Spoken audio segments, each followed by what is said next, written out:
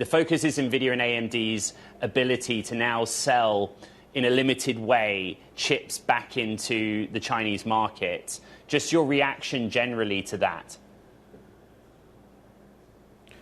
Well, Ed, we still have a policy of not selling our state-of-the-art advanced semiconductors to China. And the H20 is not that. It's a heavily deprecated chip. And that's why the Biden administration allowed the sale of the H20 to China. And this is a continuation of that policy in the larger rubric of the trade negotiations that Secretary Bessent was talking to you about. So this is a heavily deprecated chip. I think that, like Secretary Bessent said, there are some things that China wants from us, there are other things we want from China, and this was all part of the overall trade negotiation.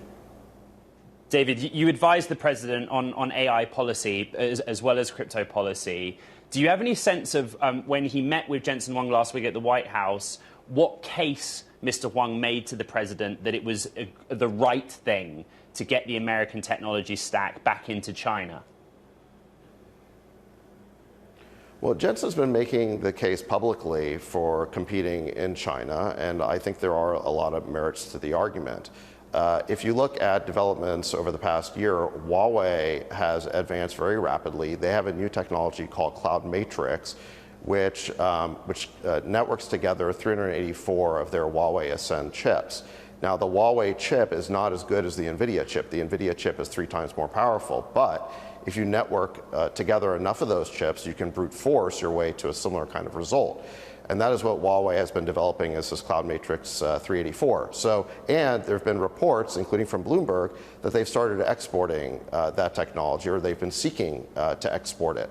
So Huawei is becoming much more competitive. And if you give the whole Chinese market to Huawei, it's a huge subsidy for their R&D.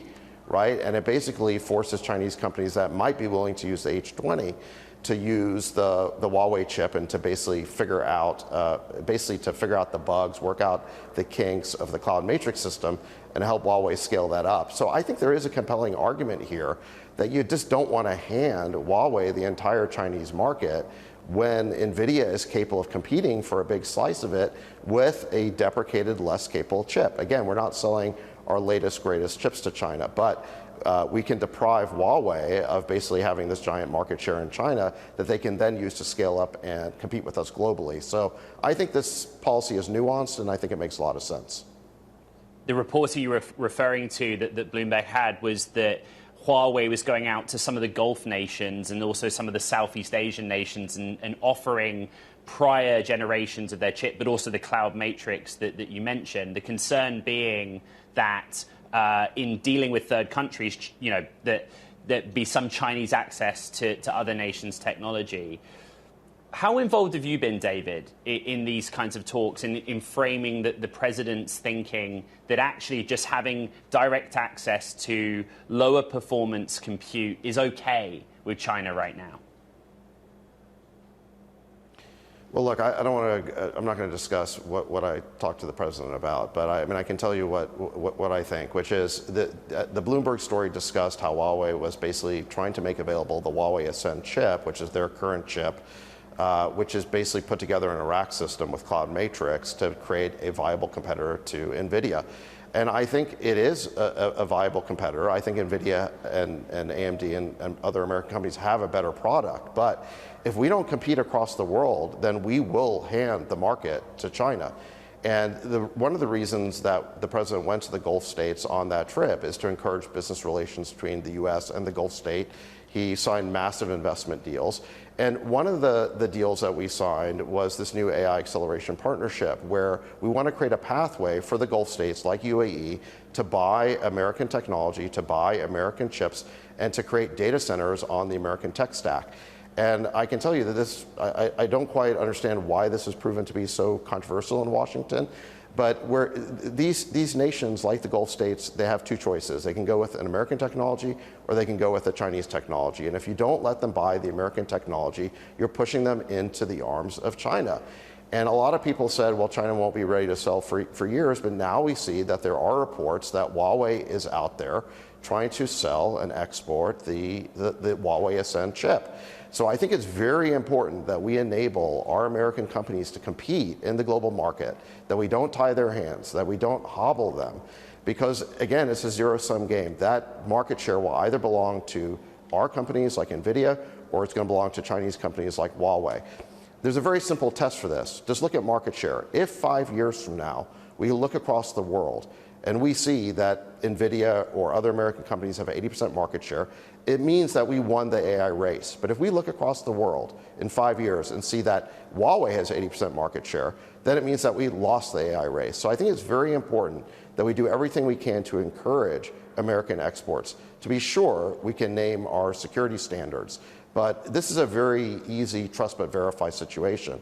The chips that we're talking about are really mainframe computers. They're 8 feet tall, they're 3,600 pounds. It's very easy to send inspectors into data centers and count the server racks to make sure that they're where they're supposed to be. So the security concerns can be addressed. I understand that there are some security concerns, but I think they're very easily handled. And what we need to be doing is making sure that we win the AI race globally by making American technology the global standard and not creating a Huawei Belt and Road.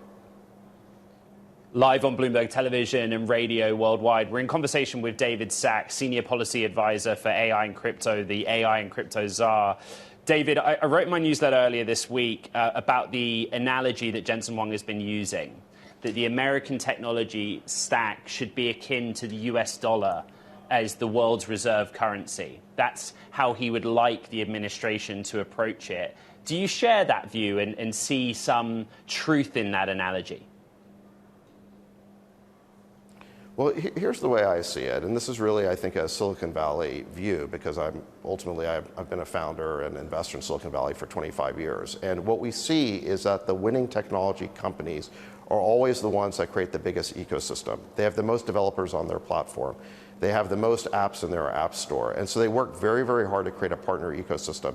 And I think that the United States needs to do something similar with the American technology stack.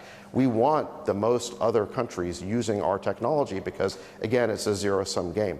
And it's not just the chips, it's the operating system that runs on those chips. It's the AI models that then are run in these data centers. We want all of that to be American-made and American-powered. And, look, to be sure, there are security concerns and we can address them. I don't think that's that hard. But if we hobble our American companies and don't let them participate in the global market, again, we are playing into China's arms and playing into their digital Silk Road. So I think, to me, this is a pretty easy question. I think we do want American technology to be the global standard.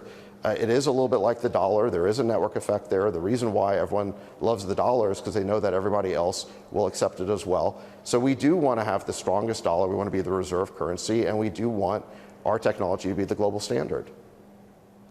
David, Bloomberg reported this morning that on July 23rd, the president's going to speak in an event titled Winning the AI Race, which you and the rest of the All In Pod team will be hosting, essentially.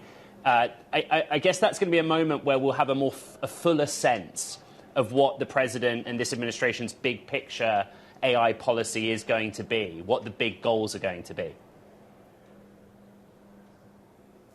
That's right. So the president will be giving a keynote address at that. It's a one-day AI conference in Washington, D.C. on July 23rd. It's co-hosted by All In and Hill and Valley Forum, which is also a D.C. and Silicon Valley policy group. And the president, I think, will be giving his first major address on the topic of artificial intelligence, building on the remarks that he's giving here in Pennsylvania today, which are also AI-related and related to energy investment, the kinds of investments we have to make to power the next generation of AI. David, you've been speaking there in Pittsburgh this morning. What's the main focus on the energy side of this AI story? Energy security is a national security priority, but just simply whether we will have enough energy resources to power the goals of Meta and the other hyperscalers. Well, Pennsylvania is a huge energy producing state. I think it's our second biggest energy producing state. They have abundant natural gas, which I think in the near term is going to be the power source for these data centers. I think, in about 5 years, we could start seeing nuclear scale up, and the administration believes in that too. We want an all of the above approach. But Pennsylvania is very big in natural gas, and there are major investments being announced here for more fracking, for more grid infrastructure, for more power generation. All of those things are needed to power data centers. AI runs on GPUs that are incredibly power intensive, and these data centers of the future are going to need more power. And the one area, I think, where America is a little bit behind, I mean, I think we're winning the AI race pretty much at every level of the stack, except that the size of our power grid has not increased very much over the past decade. If you go over to China, they've roughly doubled the size of their electric grid over the past decade, where ours has only gone up by a couple of % a year. So this is an area where we need to make major new investments, and the president is coming to Pennsylvania today to announce many of those investments. And I think this has been a major priority of the administration, and I think you're going to see a lot more of this.